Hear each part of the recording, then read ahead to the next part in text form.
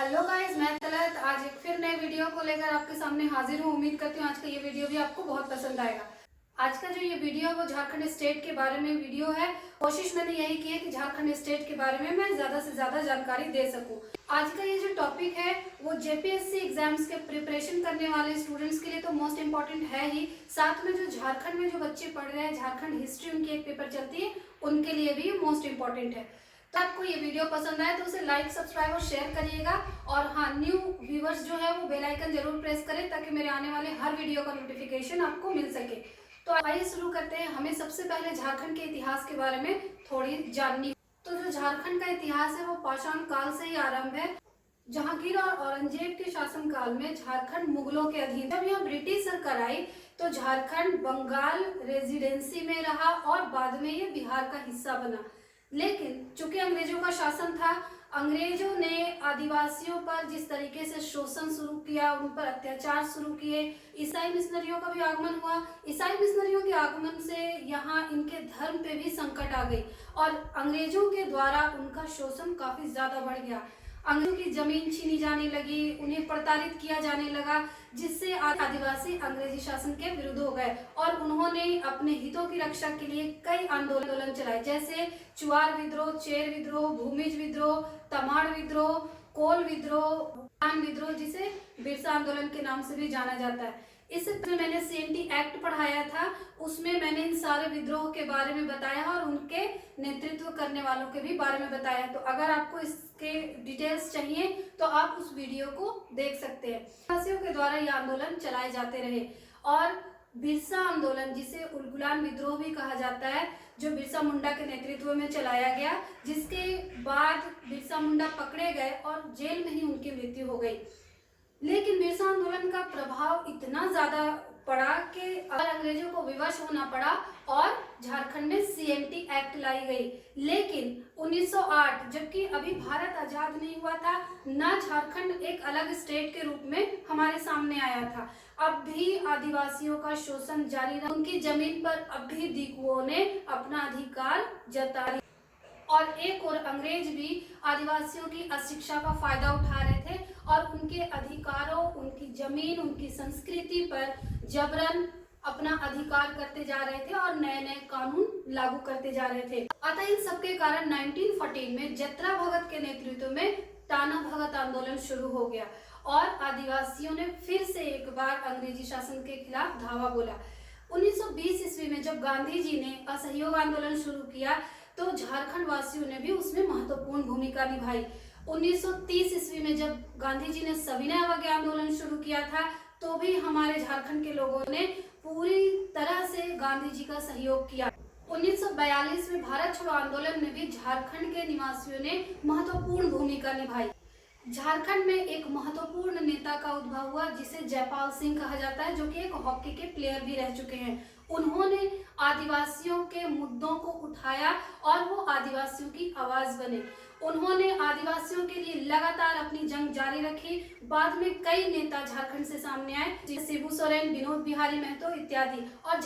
और झारखंड में आजादी के बाद कई क्षेत्रीय पार्टियों का भी उद्भव हुआ और एक अलग राज्य की मांग शुरू हो गई। यह मांग उनकी लगातार जारी रही, लेकिन भट्टा सिंह को उनके मंत्री पद से हटा दिया गया। लेकिन फिर भी यहाँ के नेताओं ने एक अलग राज्य की मांग जारी रखी। धीरे धीरे झारखंड आंदोलन जोर पकड़ता चला गया और अंत में लोकसभा को इसे मान्यता देनी पड़ी। तो आइए अब हम देखते हैं लोकसभा ने कब मान्यता दी। 2 अगस्त 2000 को लोकसभा ने बिहार राज्य पुनर्गठन विधेयक को पास कर दिया। 11 अगस्त 2000 को इसे राज्यसभा की स्वीकृति मिली। 25 अगस्त 2000 को इसे राष्ट्रपति की मंजूरी मिल गई। 1 नवंबर को झारखंड राज्य के गठन की घोषणा कर दी गई और 15 नवंबर 2000 को 28वें राज्य के रूप में झारखंड का उदय हुआ। 13 नवंबर 2000 को प्रथम मुख्य न्यायाधीश न्यायमूर्ति बीपी गुप्ता ने पटना में शपथ ली। 15 नवंबर 2000 को उच्च न्यायालय का गठन हुआ। 6 जून 2001 को झारखंड उच्च न्यायालय रूल प्रभावी हुआ। 28 जुलाई 2002 को जेपीएससी के द्वारा राज्य में पहली नियुक्ति परीक्षा आरंभ हुई। 22 नवंबर 2002 में हेमलाल मुर्मू आपको 2002 का बिरसा मुंडा उत्कृष्ट विधायक पुरस्कार दिया गया। तो ये ऑब्जेक्टिव क्वेश्चन है, इसे याद रखिए। तो अब देखते हैं झारखंड के मुख्यमंत्रियों के बारे में और उनके कार्यकाल के बारे में जानते हैं। झारखंड के जो पहले मुख्यमंत्री रहे हैं वो है बाबूलाल मरांडी, जो 15 नवंबर 2000 से 17 मार्च 2003 तक रहे हैं। अर्जुन मुंडा 18 मार्च 2003 से 2 मार्च 2005। शिबू सोरेन 2 मार्च 2005 से 12 मार्च 2005। अर्जुन मुंडा 12 मार्च 2005 से 14 सितंबर 2006। मधु कोड़ा 14 सितंबर 2006 से 23 अगस्त 2008। फिर से शिबू सोरेन 27 अगस्त 2008 से 18 जनवरी 2009। उसके बाद झारखंड में पहली बार राष्ट्रपति शासन लागू हुई, जो 19 जनवरी 2009 से 29 दिसंबर 2009 तक रही। उसके बाद फिर से शिबू सोरेन चीफ मिनिस्टर बने 30 दिसंबर 2009 से 31 मई 2010 तक। फिर से हमारे यहाँ राष्ट्रपति शासन लागू हो गया 1 जनवरी 2010 से 10 सितंबर 2010 तक रहा। उसके बाद अर्जुन मुंडा सीएम बने, जो 11 सितंबर 2010 से 1 जनवरी 2013 तक रहे। उसके बाद फिर से तीसरी बार झारखंड में राष्ट्रपति शासन लागू हुए, जो कि 18 जनवरी 2000 से 13 जुलाई 2013 तक रहा। उसके बाद हेमंत सोरेन पहली बार सीएम बने, जो 13 जुलाई 2013 से 28 दिसंबर 2014 तक रहे। उसके बाद रघुवर दास सीएम बने, जो 2 दिसंबर 2014 से 23 दिसंबर 2019 तक रहे। और फिर से हेमंत सोरेन, जो कि दूसरी बार झारखंड के सीएम बने हैं, और जो शिबू सोरेन के बेटे हैं वो दूसरी बार सीएम कब बने, तो 29 दिसंबर 2019 से बने हैं, और अब तक वो अपने पद पर है।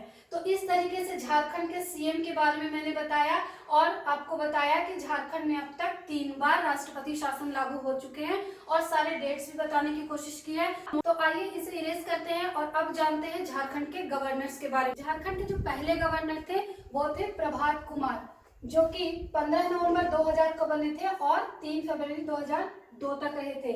उसके बाद एक कार्यवाहक राज्यपाल बने, जो विनोद चंद्र पांडे रहे, वो 4 फरवरी 2002 से 14 जुलाई 2002 तक। जो दूसरे गवर्नर माने जाते हैं वो एम रामा जोइस थे, वो 15 जुलाई 2002 से 11 जून 2003 तक।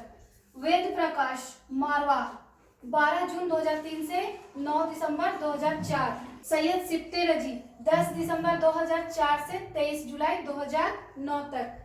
कटेकल शंकर नारायण 24 जुलाई 2009 से 21 जनवरी 2010 तक। मोहम्मद हसन फारूक मारिकर ये 22 जनवरी 2010 से 3 सितंबर 2011 तक रहे। सैयद अहमद, जो 4 सितंबर 2011 से 17 मई 2015 तक।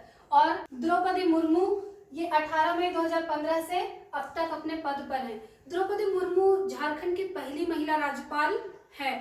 तो ये राज्यपाल का लिस्ट था।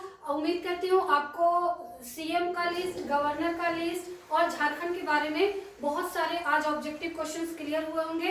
तो आप ये सारी चीजों को नोट कर लें और उसे पढ़ते रहें। बहुत सारे स्टूडेंट जिन्हें झारखंड के बारे में ये सारी चीजें मालूम नहीं थी, उनके लिए ये वीडियो बहुत यूजफुल होगा। तो उम्मीद करती हूँ आज का ये टॉपिक बहुत अच्छे से क्लियर हुई होगी। तो नेक्स्ट वीडियो में फिर कोई नए टॉपिक के साथ मुलाकात होगी। तब तक के लिए पढ़ते रहें और अपना ख्याल रखें।